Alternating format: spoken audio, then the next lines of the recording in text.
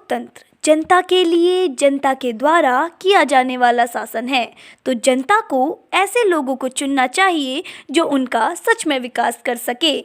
नमस्कार, मैं हूं सोनाली। आप देख रहे हैं यूपी इलेक्शन एक्सप्रेस। यूपी के 75 जिलों से होकर गुजरती है ये इलेक्शन एक्सप्रेस और आज इसका पड़ाव है मेरठ। क्या है मेरठ का इतिहास, कितना हुआ है यहाँ पर विकास, क्या है इस जिले की सियासी समीकरण, क्या है यहाँ की समस्याएं और मुद्दे, आइए दिखाते हैं आपको अपनी इस रिपोर्ट में।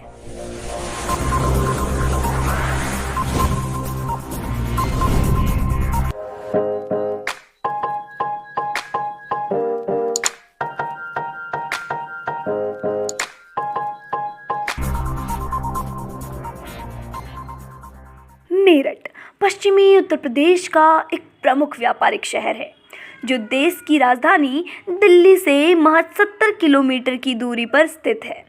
महाभारत में कौरवों की राजधानी हस्तिनापुर थी जो वर्तमान मेरठ जिले में स्थित है। मेरठ से ही सबसे पहले भारतीय स्वतंत्रता का आंदोलन शुरू हुआ था। इस शहर को 1857 की क्रांति का जनक कहा जाता है। यह पश्चिमी उत्तर प्रदेश का एक बड़ा जिला है। यहाँ कभी कांग्रेस का दबदबा हुआ करता था, लेकिन अब यहाँ बीजेपी सपा का दबदबा दिखाई देता है। इस इलाके में शाह पीर साहब का मज़ार है, औगरनाथ मंदिर है, सूरजकुंड पार्क है, तो चंडी देवी मंदिर और बाले मियाँ का मज़ार भी है। मेरठ में आयोजित होने वाले ऐतिहासिक नौचंदी मेला भी पूरे हिंदुस्तान में मशहूर है, जो यहाँ होली के 2 हफ्ते बाद शुरू होता है। वैसे मेरठ को रावण का ससुराल भी माना जाता है, क्योंकि उनकी पत्नी मंदोदरी यहीं की रहने वाली थी। मेरठ में खेलों से जुड़े सामान बनाए जाते हैं। खेलों से जुड़े व्यापार के कारण इसे भारत का खेल शहर भी कहा जाता है। यूपी चुनाव से ठीक पहले यहाँ पर पीएम मोदी ने मेजर ध्यानचंद खेल विश्वविद्यालय की आधारशिला भी रखी है।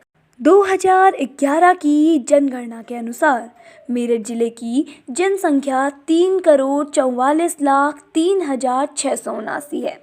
मेरठ में प्रत्येक 1000 पुरुष पर 886 महिलाएं हैं, जो राज्य की औसत 908 से कम है। इस जिले की साक्षरता दर 72.84% है। इस जिले में 662 गांव हैं। यहाँ पर 2 विश्वविद्यालय हैं, चौधरी चरण सिंह विश्वविद्यालय और सरदार वल्लभ भाई पटेल कृषि एवं प्रौद्योगिकी विश्वविद्यालय। मेरठ जिले में 7 विधानसभा क्षेत्र हैं। कुल मतदाता की संख्या लगभग 34 लाख से ज़्यादा है, जिसमें पुरुष मतदाता 18,26,000 हैं और महिला मतदाता 16,18,000 हैं। यहाँ के प्रत्याशी जनता को लुभाने के लिए कोई कोर कसर बाकी नहीं छोड़ना चाहते हैं। उनके प्रचार करने के तरीके जरूर आधुनिक हो गए हों, लेकिन जहाँ तक चुनावी मुद्दों का सवाल है वे अभी भी पुराने हैं। आइए आपको बताते हैं यहाँ के कुछ मुद्दों के बारे में। पहला, मेरठ में पश्चिमी यूपी के लिए हाईकोर्ट की बेंच बनाने की मांग। 5 दशकों से मेरठ में हाईकोर्ट की बेंच की स्थापना चुनावी मुद्दा बनता आ रहा है, लेकिन इस मुद्दे पर कोई ठोस कार्य नहीं होता। न पिछली सरकारों ने कुछ किया और न ही वर्तमान सरकार ने। मामले में सियासत होती रहती है। यदि यहाँ पर हाईकोर्ट की बेंच बन जाए तो पूरे पश्चिमी उत्तर प्रदेश के लोगों को बहुत सुविधा मिलेगी और उनका लखनऊ या इलाहाबाद जाने में लगने वाला समय की भी बचत होगी। दूसरा, ट्रैफिक जाम से कब मिलेगा आराम। मेरठ शहर के अंदर लगभग हर मौसम ट्रैफिक जाम मिलता है। चुनाव आते ही हर पार्टी का नेता मेरठ को यातायात जाम की समस्या से निजात दिलाने की बात करता है, लेकिन ट्रैफिक की समस्या घटने की जगह बढ़ती जा रही है। इनर रिंग रोड बनाए जाने की योजना कागजों तक सिमटी हुई है। मेरठ को दिल्ली से जोड़ने वाले NH-58 की हालत भी खराब है। मेरठ से दिल्ली के बीच इलेक्ट्रिकल रेल सेवा शुरुआत होने वाली थी, लेकिन अभी तक कुछ नहीं हुआ। वहीं मेरठ से दिल्ली के बीच शुरू की जाने वाली हाई स्पीड रेल की योजना भी ठंडे बस्ते पर पड़ी है। मेरठ से हवाई जहाज उड़ने की घोषणा भी अभी तक परवान नहीं चढ़ पाई। इसके अलावा पिछले विधानसभा चुनावों में समाजवादी पार्टी ने मेरठ को IT सिटी बनाने का दावा किया था, लेकिन यह दावा अभी तक अधूरा ही है। तीसरा, न धर्म न जात, सिर्फ रोजगार पर हो बात। मेरठ की 7 विधानसभा में रहने वाले युवाओं ने बताया कि चुनाव असली मुद्दों पर होना चाहिए। हमें जात पात धर्म मजहब से मतलब नहीं है, हमें रोजगार की ज़रूरत है। हर युवा को रोजगार चाहिए, वह चाहे किसी भी धर्म या जाति का क्यों ना हो। हर पार्टी का नेता युवाओं को रोजगार दिलाने की बात कहता है, लेकिन कभी पेपर आउट हो जाता है तो कभी कोर्ट में मामला चले जाता है। समय से ना तो सरकारी नौकरी के लिए परीक्षाएं होती हैं और ना ही रिजल्ट टाइम से मिलता है। युवाओं की इस समस्या का समाधान होना चाहिए।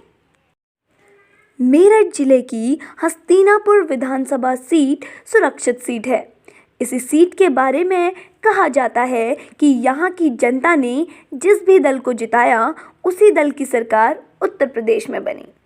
कांग्रेस ने अर्चना गौतम को इस सीट से अपना उम्मीदवार बनाया है।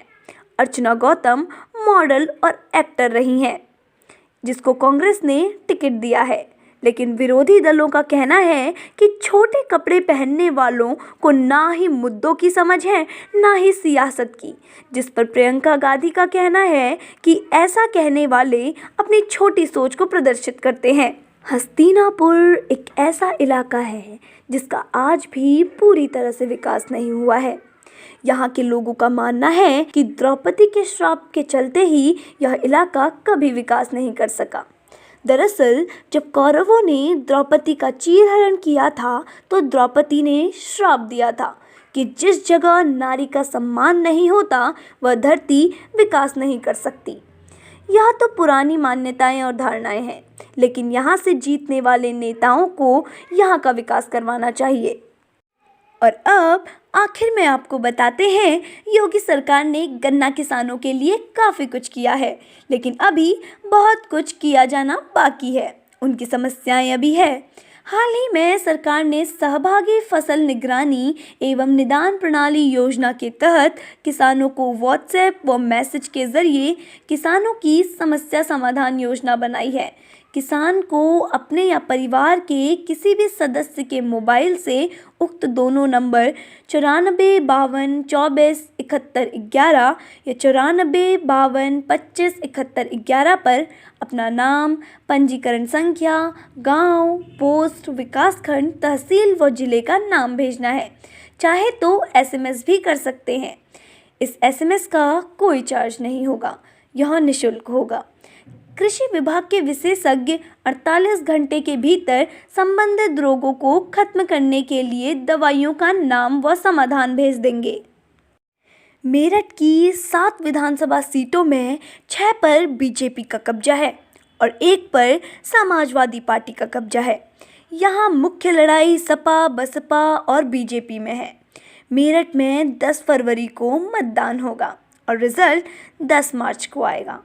तब पता चलेगा कि किसको जीत मिली, किसको हार। क्या है आपके विचार? अपनी बात कमेंट बॉक्स में लिखिए। साथ ही हमारे चैनल को लाइक, शेयर, सब्सक्राइब कीजिए। यूपी इलेक्शन एक्सप्रेस की अगली कड़ी में हम आपको बताएंगे यूपी के किसी और जिले के बारे में। तब तक के लिए देखते रहिए यंग तरंग, सच की आवाज़।